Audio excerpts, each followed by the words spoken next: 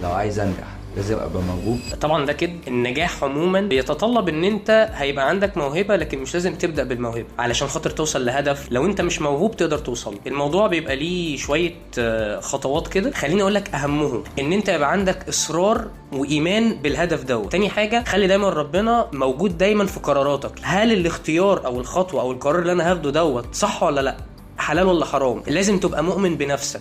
ونرجع بقى للنقطه بتاعت السؤال، لازم ابقى موهوب ولا لا. لا، مش لازم تكون موهوب في البدايه. اتعلم، خد كورسات، انزل السوق، اتفرج على فيديوهات، شوف دي بتتعمل ازاي، شوف عشان اوصل لديت اوصل لها ازاي. طالما انت مستمر، طالما انت مجتهد، طالما انت بتطور من نفسك، صدقني هتوصل لها. الموهبه هتتولد هنا، ده في حاله ان انت مش موهوب من البدايه. لو موهوب من البدايه دي بتبقى نعمه من عند ربنا، هتوصلك اسرع. واخر حاجه، خلي عندك يقين جواك كده ان اللي وصل قبلي مش احسن مني في حاجه. فانت ركز في هدفك، وصدقني هتنجح، وصدقني هتوصل.